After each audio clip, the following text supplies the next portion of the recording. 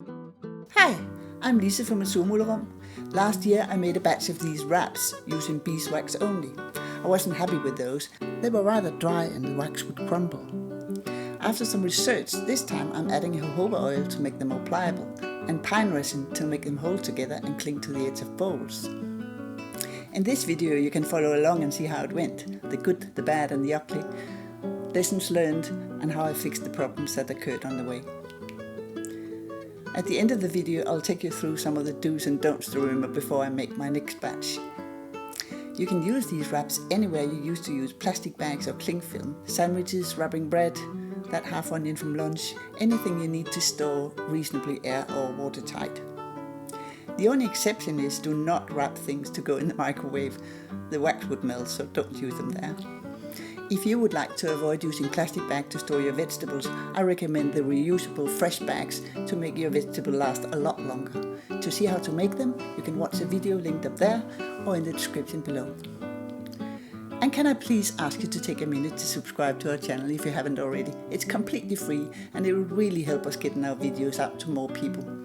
And ding that little bell icon so you'll be notified when we upload new videos. And if nothing else, give us a like. Thank you. We are Andy and Lisa, a musician and an illustrator. This is where all our crazy ideas come together. Welcome to the Surmulerum. I'm using an old towel directly on my glass cooktop as this was made to withstand heat. Then we need some baking parchment, not wax paper. The whiter it is, the better. We need an iron and I set it to no steam. Beeswax. I prefer granules. You can also buy it in blocks and then grate it yourself. Ground pine resin to make it cling to itself and to the edge of bowls. And jojoba oil to make the wraps more pliable. The fabric itself needs to be a rather thin and tightly woven pure cotton. If the weave is too loose, it'll leak and not work as a wrap. I have pre-washed and ironed this. We'll need a ruler or a measuring tape, a pair of good fabric scissors, or pinking shears if you have those, but normal scissors are fine too. Decide on which sizes of wraps you need in your household. I bake 2 sourdough breads at a time, so I'll need 2 rather large wraps for those. I make them 35 by 50 centimeters, that's roughly 14 by 20 inches. And the general useful size is 30 centimeter or 12 inches square, but for sandwiches these are a bit large, so I make them 27 centimeters or 10.5 inches square.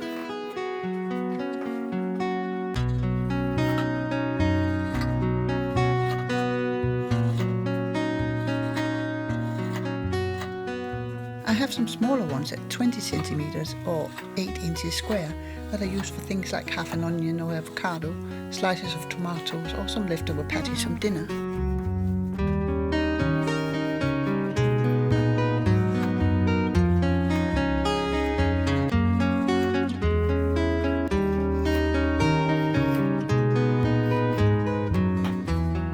I also make 2 sizes of round ones to cover bowls. Just make sure they're about 8 centimeters or 3 inches larger than the bowls you use the most. I just use a pot lid or a large bowl to draw around.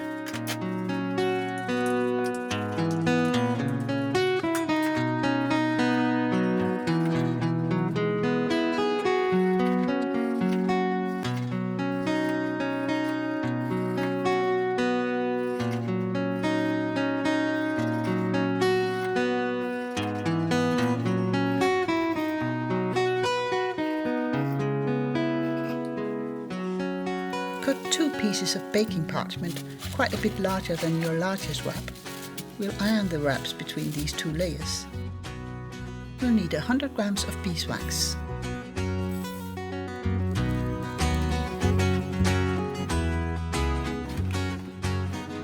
20 grams of ground pine resin,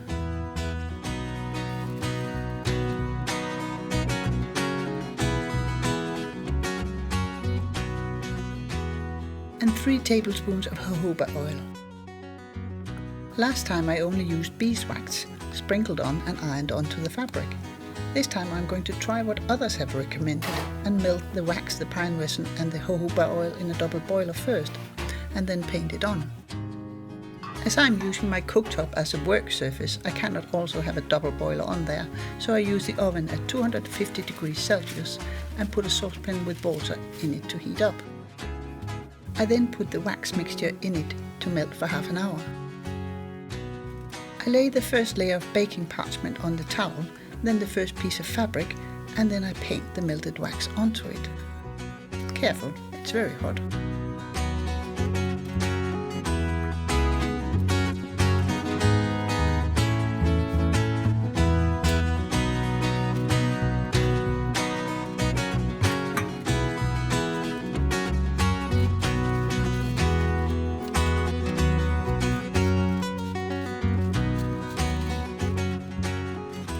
Then put the other piece of parchment on top and iron it till the wax is well distributed all the way to the edges.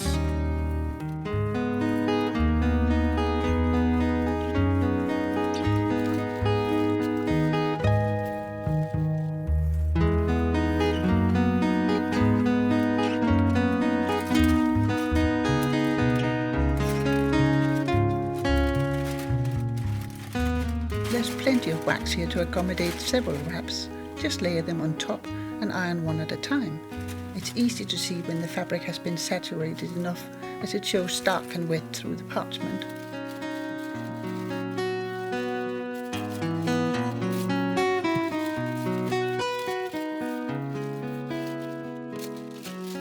Another layer.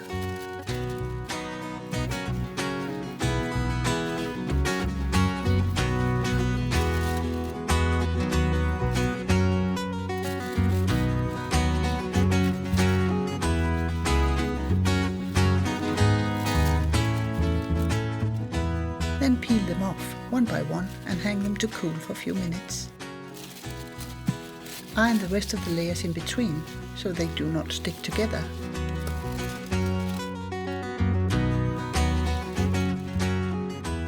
I've just strung a piece of string across the corner of my kitchen. Then continue with the rest of the cut out fabric for the next batch.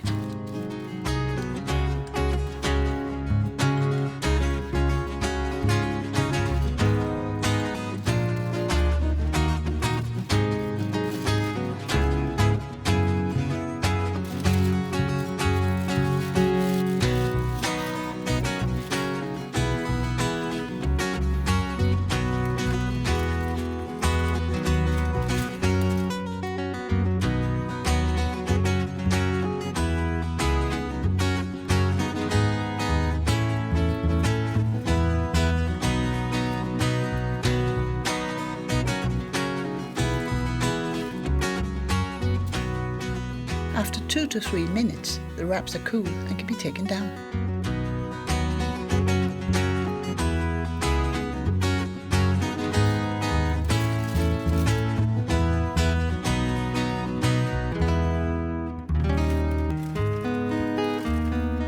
After finishing my wraps, I discovered that the pine resin had gathered in a clump in the bottom of my jar, so I had actually made the whole batch with mainly beeswax and jojoba oil only.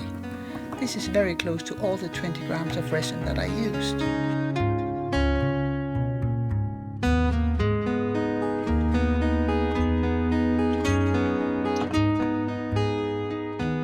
It also clearly shows that the wraps do not cling to the bowl at all. Not even when I heat it up with my hands.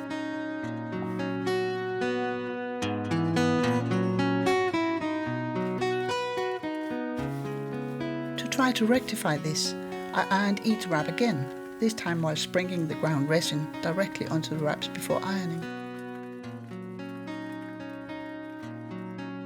I also added a little bit more wax and jojoba oil to make sure it would mix well.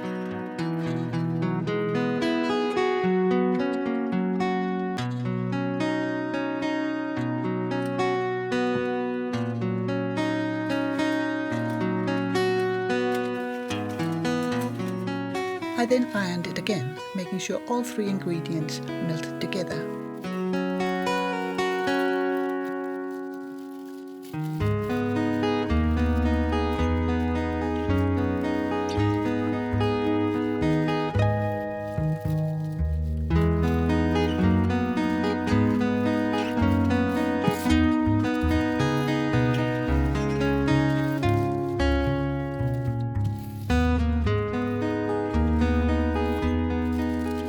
So here I added another wrap to soak in the extra resin and wax.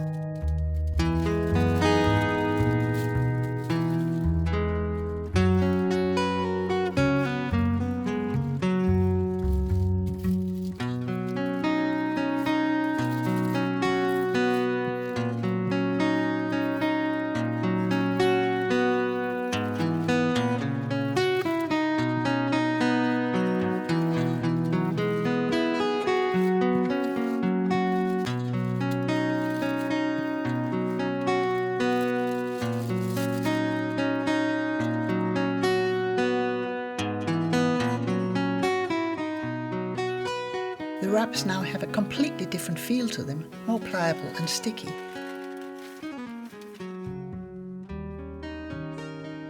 I redid all the wraps in this way. Lessons learned this time was, I don't like the method of preheating the wax mixture, but next time I'll sprinkle it directly onto the fabric and iron it on. I will try to avoid white fabric as the pine resin tends to color it slightly yellow.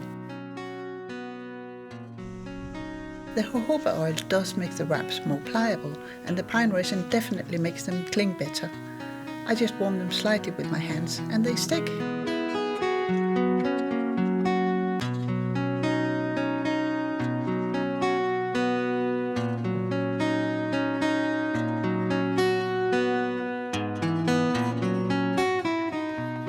The large wraps are perfect for that homemade bread.